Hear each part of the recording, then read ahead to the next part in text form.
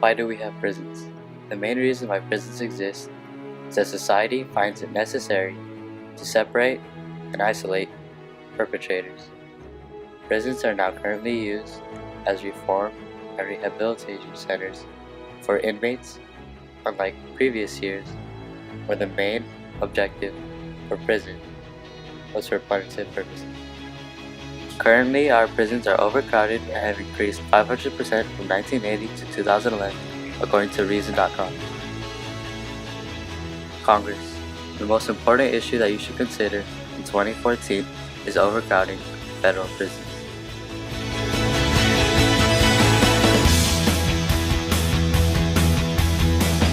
Absolutely.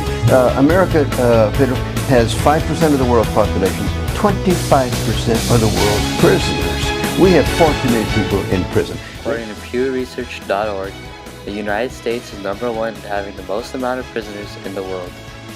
According to TheGuardian.com, federal prisoners have a dramatic increase in population due to the increasing amount of nonviolent offenders being sentenced the same amount of time as violent offenders.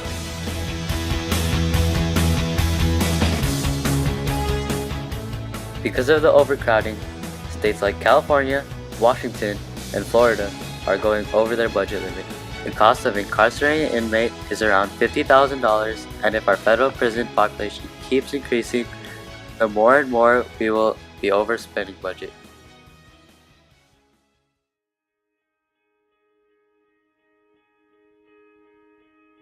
So we have far too many people in prison. They should not be there. And when they're in prison, they're mistreated many times, and they come out worse than they went in.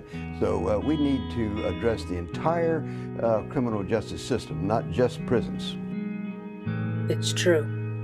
Many prisoners are mistreated when they're in prison.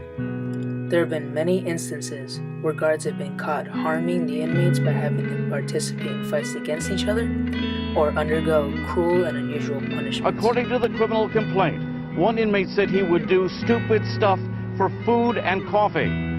The competitions allegedly involved drinking a gallon of milk in an hour, or eating a spoonful of cinnamon, or drinking a bottle of water laced with pepper foam. The three corrections officers also allegedly staged inmate fights. In other cases, the prison guards may not have been abusing the inmates, but were rather strongly outnumbered and could not step in to break up the prison fight. Your employment numbers do go down, and when the inmate to staff ratio is too high, then people can't be properly monitored, and violence does happen.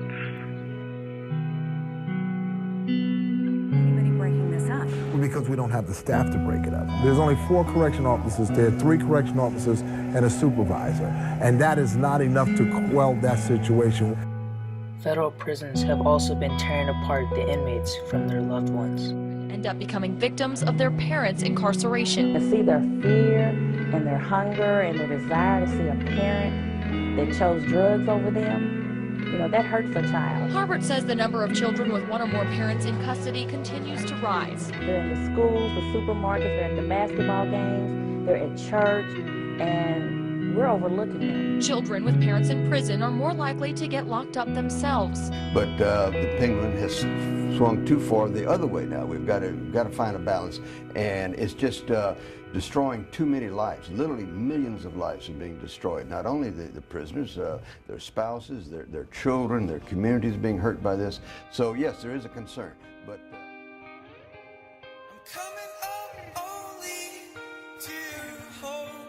It's not too late to fix the problem though. After our extensive research, we have come up with what we believe are the 3 best solutions for solving the issue of overcrowding federal prisons. Our solution was to send fewer people to prison for drug crimes. Considering that most of the offenses are non-violent drug crimes, it would make more sense to have them go through rehabilitation programs and deserve jail time. Solution was to reduce the sentences for drug crimes. Many offenders are sent off for the same sentences as those who had committed murder or manslaughter, which is due to the federal mandatory minimum sentencing laws. If these sentences were minimized, it could save billions of dollars in the next decade.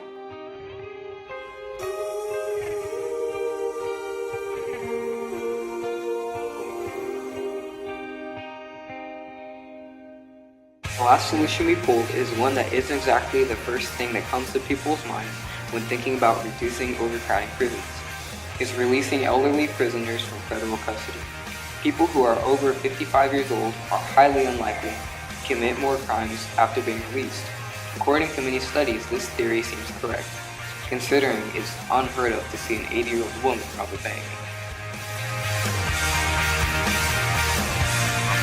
We're gonna continue to incarcerate people at the rate we are. We need more space, and that means building more prisons and spending more money.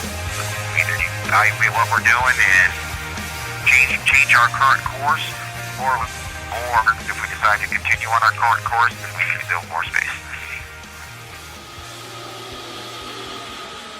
According to the beliefs of John Locke, all human beings are born with 3 unalienable rights: life, liberty, and property. And yet, hundreds of thousands do not own their right to liberty when it's possible for them, even if they have made mistakes in the past. So with all that's been said, we ask of you, Congress, to address the issue that we believe is the most important in 2014: overcrowding federal prisons.